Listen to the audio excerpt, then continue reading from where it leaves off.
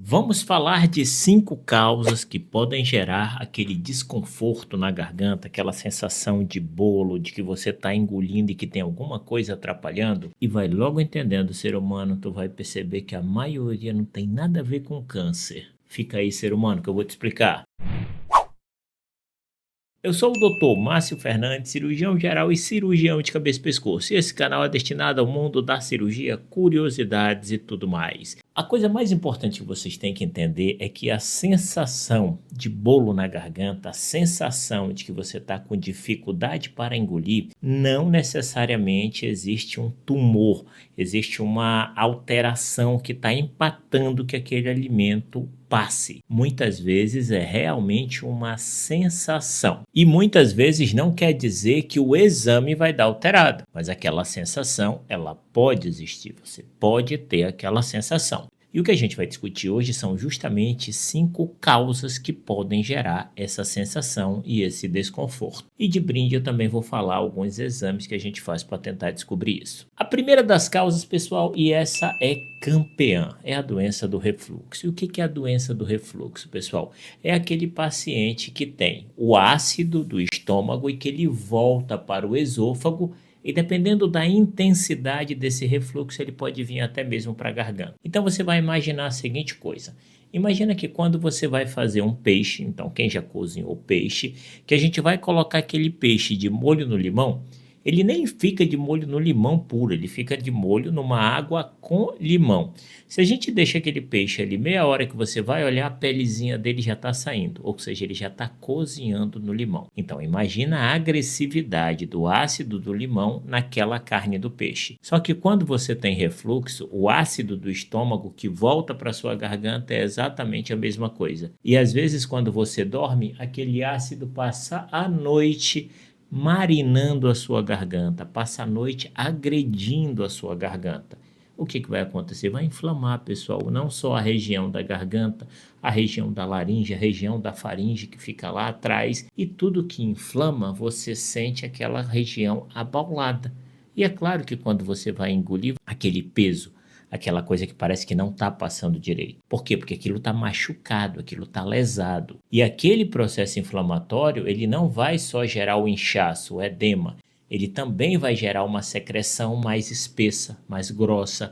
Você vai ter aquele ran-ran, como se tivesse um catarro engatado, que você tem vontade de pegar uma escova e sair retirando, porque você tenta se livrar e não se livra. É um tipo de incômodo que você até mesmo refere como garganta inflamada, que é muito mais comum pela manhã e que vai melhorando no decorrer do dia. E é pior pela manhã, porque passou a noite com refluxo, passou a noite maltratando a garganta e depois melhora. É um tipo de sintoma que, além dessa sensação de desconforto na garganta, de dificuldade para engolir, você ainda pode evoluir com tosse, tosse persistente, tosse que piora à noite, tosse que piora ao deitar e uma sensação de que tem um catarro parado, tem uma secreção parada, engatada e a desgramada não sai. Isso é refluxo. E às vezes a pessoa já está imaginando que está com câncer, que está terminal, já está fazendo testamento e tudo mais.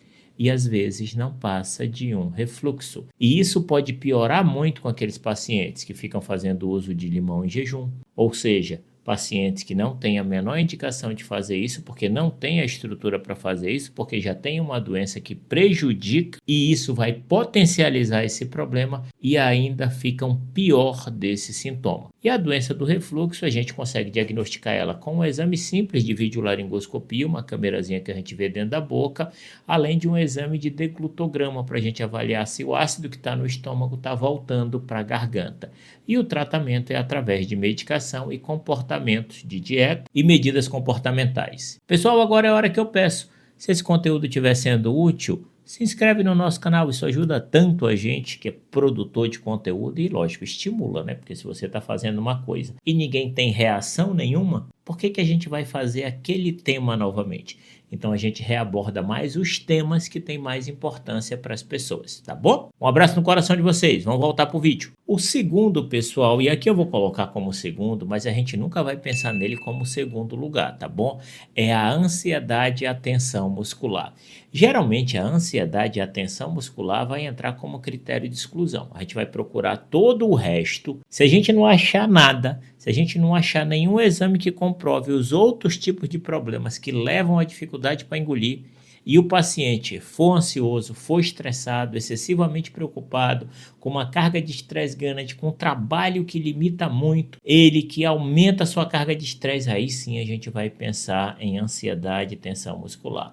Só é você imaginar o seguinte, quando tu tá por aí que tu vai brigar na rua, ou que tu briga com um familiar, você não fica com aquele bolo na garganta? Você não fica com aquela dificuldade para engolir logo depois da briga? O princípio é o mesmo, só que o paciente que tem essa tensão muscular grande, essa ansiedade grande, é como se ele estivesse brigando 24 horas por dia. E aí ele começa a ter aquela sensação, como ele tem uma preocupação excessiva, ele começa a achar que aquilo é um problema grave, que vai matar ele, e aí piora ainda mais aquela sensação. E para piorar ele vai no médico, que faz um exame que não tem alterado e ele fala, você não tem nada não. E aí a pessoa pensa, poxa, eu estou com um problema sério. Ninguém está vendo que eu estou com um problema sério. Eu vou morrer e ninguém vai descobrir. E aí o paciente começa a entrar numa fase de descrença médica, porque ele acha que ninguém está dando atenção para aquele sintoma dele. Só que ninguém para conversar com ele e dizer assim, olha minha amiga, esse exame, ele está me mostrando que não tem tumor, não tem câncer, não tem nada que vai lhe matar. Agora, a gente tem que avaliar as outras causas que podem gerar isso, inclusive a nossa cabeça. O terceiro problema, pessoal, são problemas na tireoide. Muita atenção. Para uma tireoide gerar dificuldade para engolir, meu amigo, é raro. E tem que ser a tireoide, não pode ser uma tireoide pequenininha, não pode ser um nódulo de 1, de 2 centímetros, que o paciente chega, eu estou com dificuldade para engolir por causa do meu nódulo. Aí você vai olhar o nódulo do ser humano, tem 2 centímetros. Não vai gerar dificuldade para engolir, não vai. Tireoides que geram dificuldade para engolir, pessoal, são tireoides volumosas, tireoides grandes que você consegue ver no pescoço. E outra, se você tem uma sensação de desconforto superior e a tireoide aqui na parte de baixo, não tem relação, vocês entenderam? Então, quando você tem um nódulo, não é porque você tem um nódulo que qualquer dificuldade que você tenha de engolir está associada àquele nódulo. E a gente consegue perceber isso pelo exame. Quando a gente olha o exame, o ultrassom, que a gente olha o tamanho do nódulo, o tamanho da tireoide, localização do nódulo, eu já consigo dizer para o paciente, minha amiga, certeza que não é do seu nódulo. Certeza. Existem até algumas situações de uma tireoide maior, de um nódulo maiorzinho, que a gente fica até na dúvida de saber se é do nódulo ou não. Mas existem situações que a gente não tem dúvida que não é do nódulo. O quarto sintoma, pessoal, alergias e sinusites. Sim, também pode fazer essa sensação, irritação, essa dificuldade para engolir e essa sensação de secreção acumulada. Sabe por quê? Porque se tu está com problema no nariz, se tu está com inflamação no nariz, se tu está com sinusite, que é a infecção e a inflamação desses ossos, toda inflamação tem secreção, você concorda comigo? E se está no teu nariz, essa secreção vai cair por onde? Vai cair lá por trás. Aí você tem aquela sensação de catarro preso, de secreção contínua, de uma tosse que piora quando tu deita.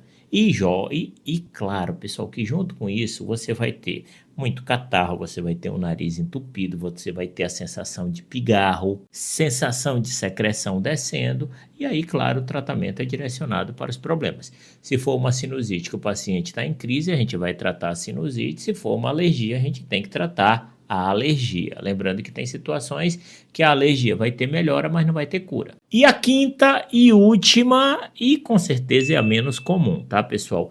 É quando a dificuldade de engolir está relacionada a tumores e cânceres na região da garganta. Pessoal, esse é mais difícil. Aqui a gente está falando de câncer, e quando a gente está falando de câncer que leva a esse tipo de sintoma, ele tem que estar um pouco mais avançado.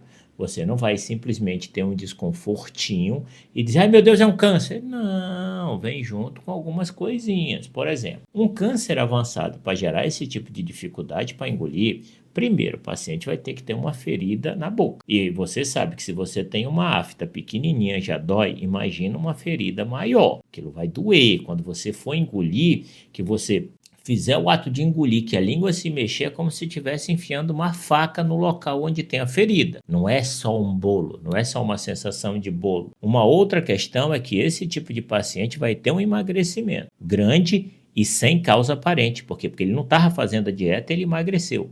E não é aquele emagrecimento que o paciente emagrece corado, bonitinho, não. É um emagrecimento que você olha para a pessoa e vê que não é um emagrecimento normal.